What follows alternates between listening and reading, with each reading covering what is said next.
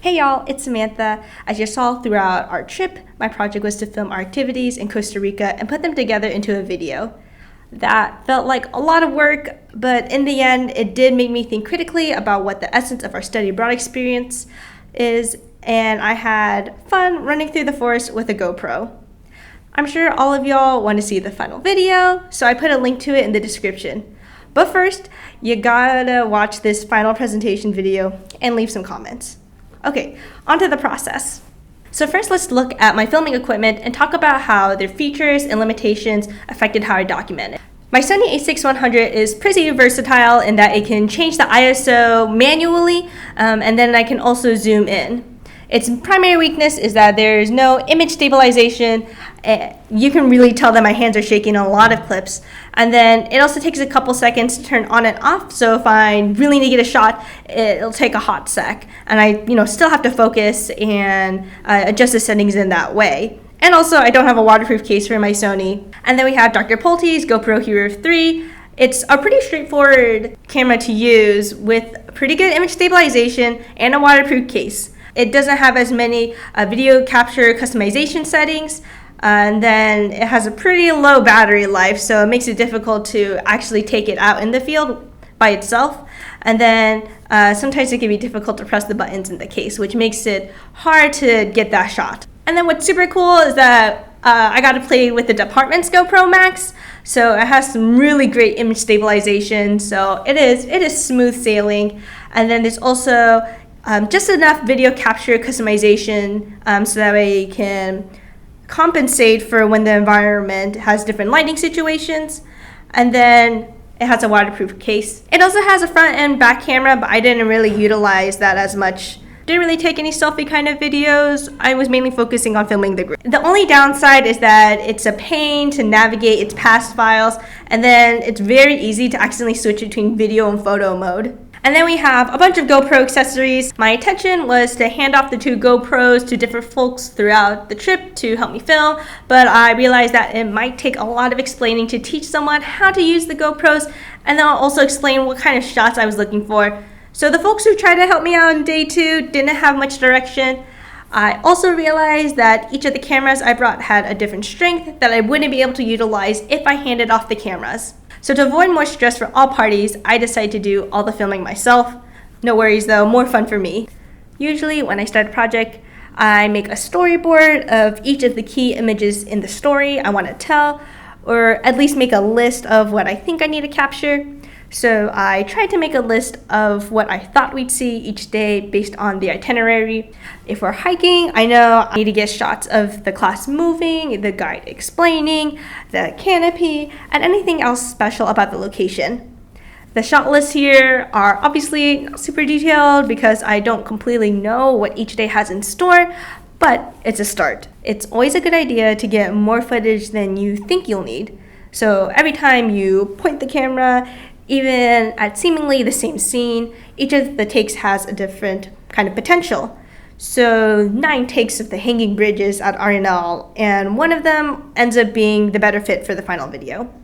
The result is a whole lot of files. It took 4 hours for these files to upload, and it takes them, honestly, 5 ever to load them whenever I want to work on the video. I use Adobe Premiere Pro to edit all of my videos.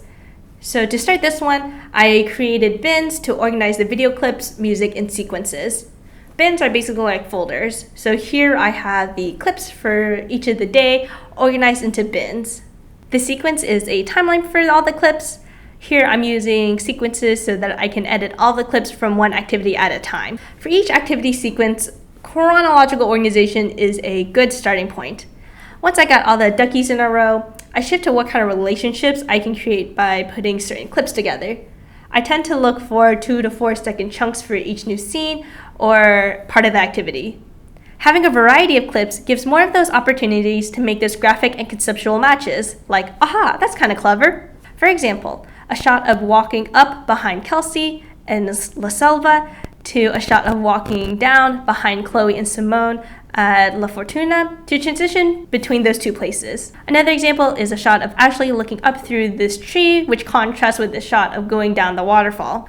a shot of Morgan with coffee at Don Juan, and Morgan with coffee at Cafe Macadamia to transition from La Fortuna to Monteverde. At the end, I take the sequences for each day and put them together in another sequence for the final video. So when I want to make changes to an activity sequence, I can edit in its original sequence and see it reflected in the final sequence. This was a super important feature because I ended up editing out and adding clips to make each activity flow into the next to the best of my ability, and I moved around the activity sequences in a way that isn't always chronological depending on how they transition. Because of how the mic is built into the GoPros and the Sony, I decided it would be too much work for me to edit all the audio from the clips to make them sound similar in quality across the video. Trust me, it's better that way. They sound bad altogether, and I'm not that great at editing audio across clips. So the only original audio featured in our video is when Minor is counting us off or when we're shouting. But to fill the science and make the video more put together, I used a couple tracks of background music. Minor suggested that I looked into using music from a Costa Rican group called Editas. I think they're great for forest vibes, but I couldn't get a hold of good audio of their songs. So instead, I dug through a lot of tropical house music to find decent royalty-free songs. Similar to the video clips, I pulled chunks of those songs to form relationships between the sections. So for example, all of the water-related activities use chunks from the same song. So what y'all will see in the video link below is the best I could do with my limitations. But I know what could be better. In terms of filming and gear, I wish I had invested in a gimbal to add extra stabilization for my Sony camera. Trying to watch a video back for a quality check on the GoPro Max is pretty hard because it is such a tiny screen. So I wish I had thought to bring my SD card adapters so that I could at least borrow Andy or Adam's MacBook to look over the footage or upload and back it up. I originally didn't think audio would be significant for this video, but I wish I had an external mic or a more purposeful way to record the sounds around us or our guides. I think it could be cool if we had voiceovers from our guides explaining the importance for students to come and learn and invest in preservation. As I said before, I think the background music could be improved, and that would depend on the kind of vibe we want for the video. Originally, I thought I was going to make a promotional video, but while I was filming and editing, I shifted to almost like a vlog or highlights because I couldn't bring myself to trim down any more footage. And before the final video gets shown to anyone outside of the class, I gotta do a whole lot of color correction for each of the clips, which will honestly take several more hours. But hopefully y'all will still have fun watching yourselves going through the trip again. Also, don't forget to comment on this video and also that video. You can tell me if something could be edited differently. I am here for y'all's comments.